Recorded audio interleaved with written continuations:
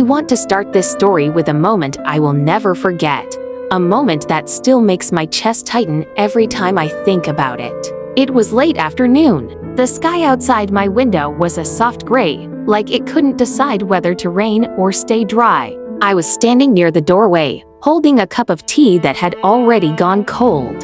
My son, my only son, stood in front of me with his hands in his pockets, his shoulders tense. He wasn't yelling. He wasn't angry. In fact, he looked tired in a way that came from years of carrying something heavy. He took a slow breath and said, "Mom, I think I need some distance. I think it's better if I stay away for a while." I remember blinking, trying to understand his words. For a second, it felt like he was speaking another language. "Stay away?" I repeated, almost whispering. He nodded, looking at the floor instead of at me. That was the moment everything inside me went still. Not broken yet, but still. Like the quiet that comes before a storm finally breaks open. If I had known then what I know now, if I had understood what I was about to lose, I would have held his hands, begged him to sit down, begged him to talk to me. I would have said all the things a mother is supposed to say. But instead, I just stood there. And in that long silent moment, when my son turned and walked out of the house, I realized far too late what I had broken. This is the story of how it all happened. And maybe, if someone listening today hears something that touches their heart, they can avoid my mistake.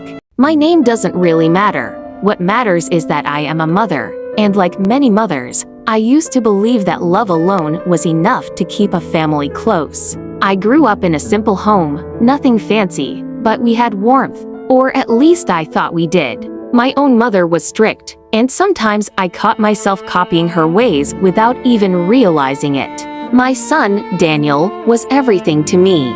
I raised him alone after his father passed away when he was barely 7 years old. I worked long hours. I cooked simple meals. I made sure he had clean clothes and books for school. I never missed a parent-teacher meeting. I thought these things meant I was doing enough. But sometimes being a parent is not about what you do with your hands. It's about what you do with your heart. And I didn't always know how to use mine well. When Daniel was little, he used to run to me after school, hugging me with those small arms that always smelled like crayons and chalk. He would tell me about the boy who pushed him during recess, or the girl who shared her lunch with him. Those were the days when he told me everything. But children grow, and sometimes parents don't grow with them. When he became a teenager, I didn't understand his silence. I mistook it for defiance. I thought, if he doesn't want to talk, then I won't ask. My mother had done the same with me. So, little by little, Daniel started keeping his world separate from mine. He studied quietly. He ate quietly. Sometimes he laughed at something on his phone, but he never explained the joke to me anymore. I didn't ask. I didn't want to seem nosy. I thought giving space was a form of respect. Looking back now, I see that what I called giving space was actually me stepping away without noticing. Then Daniel grew older. College, job, independence. I felt proud, of course. What mother wouldn't feel proud? But pride became mixed with fear that he no longer needed me. And when fear drives you, you don't always act with love. You act with control. I didn't see that then. Everything began shifting the year he introduced me to the girl he wanted to marry. Her name was Elena. She was warm, polite, soft-spoken, and came from a close-knit family. When she walked into our home for the first time, she brought homemade muffins because she said her mother taught her never to visit empty-handed. I smiled. I welcomed her. But somewhere deep inside, a small, sharp corner of my heart whispered, "She's taking your place." I didn't want to feel that way, but I did. I wish I had pushed that feeling away. I wish I had breathed through it, talked through it, prayed through it. But instead, I let it sit quietly inside me.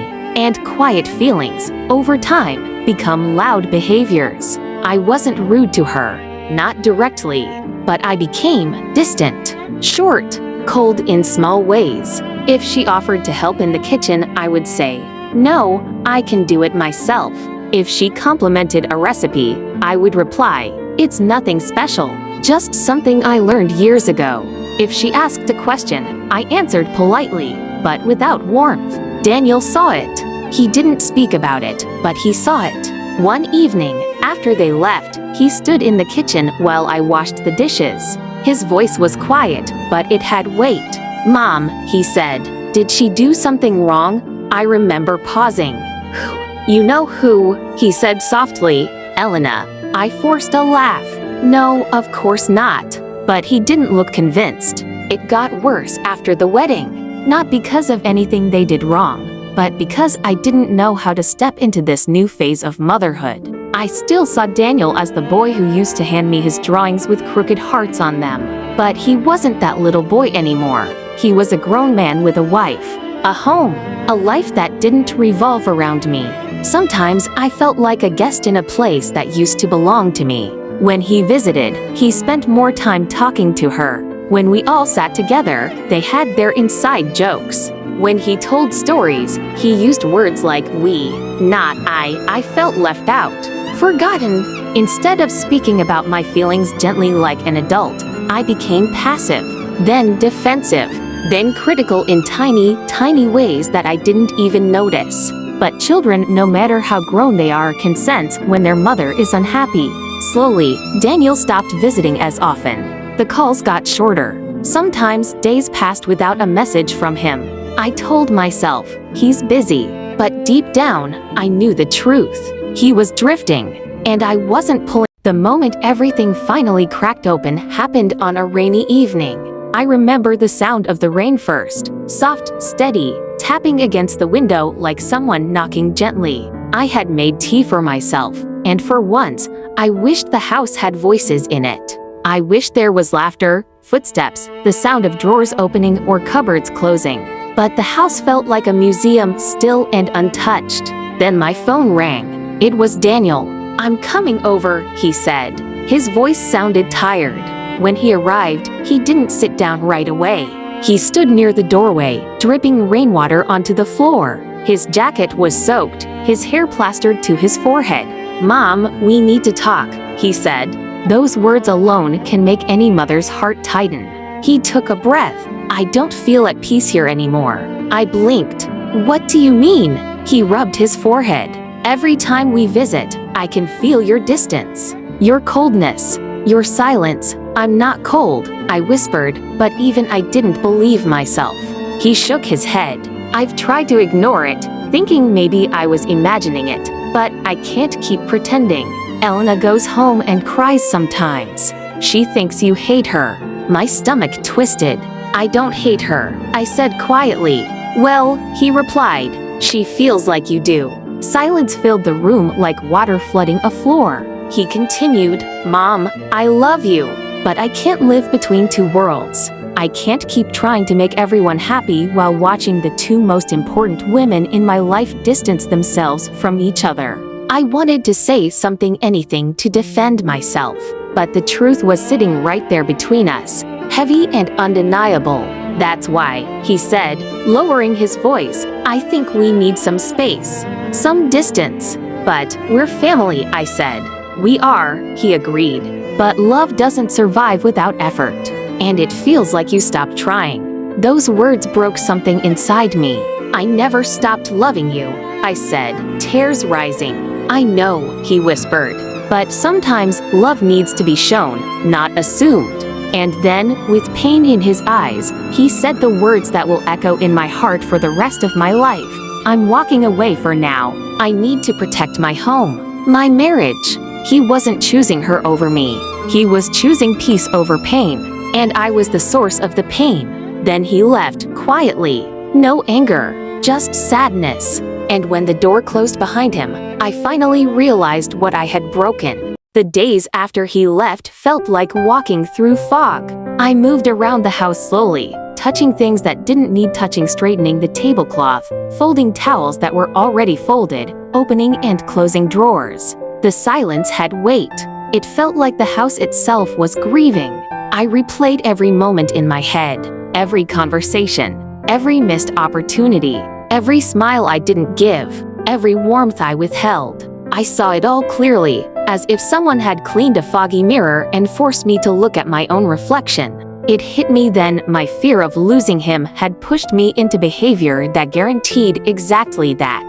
I cried sometimes, not loudly, not dramatically, just quiet tears that slipped out while I sat at the edge of my bed, holding a small photo of Daniel when he was 4 years old, smiling with ice cream on his cheeks. I needed to change. Not for him, not for Elena, for myself, for the mother I wanted to be. One morning, I sat down with a notebook. I wrote him a letter, not to send, just to understand my own heart. I'm sorry. I didn't know how to welcome your new home into mine. I'm sorry. I let fear guide me instead of love. I'm sorry.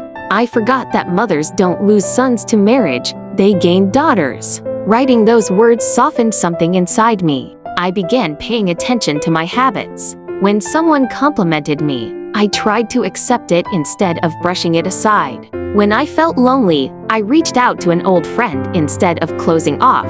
I attended a small community event at the center near my home. I met people, widows, grandmothers, single parents, neighbors. And little by little, I started rebuilding myself. I didn't contact Daniel at first. I wanted to give him the space he asked for. I wanted to show love through patience, not pressure. After almost 2 months, I received a message. "Mom, can we see you this weekend?" My heart jumped. When they arrived, I opened the door with a calm smile. No expectations, no sharp edges, just warmth. Elena stepped inside quietly. She looked unsure, like someone walking into a place where the floor might crack. So I spoke first. "Elena," I said softly, "I'm sorry." Truly. Her eyes filled instantly. She stepped closer, hesitated, then hugged me. A soft, careful hug, as if she wasn't sure I'd hug her back. But I did. For the first time, I hugged her like a daughter. Daniel stood there watching us, and I saw his shoulders ease. That moment alone was enough to mend half the cracks inside me. We sat together, talked, and ate a simple homemade lunch. No tension, no hidden pain. Just 3 people rediscovering one another. Healing had begun.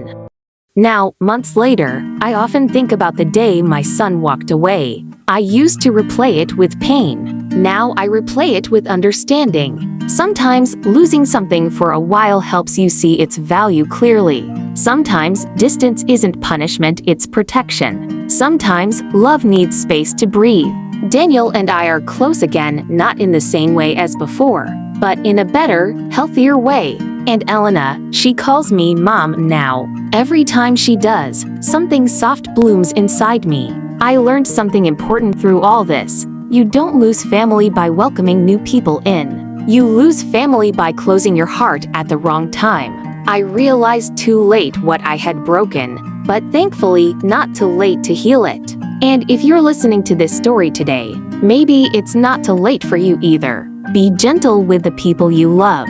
Say the soft words before the hard silence grows. And remember, love is not a feeling you hold inside. Love is something you show again and again.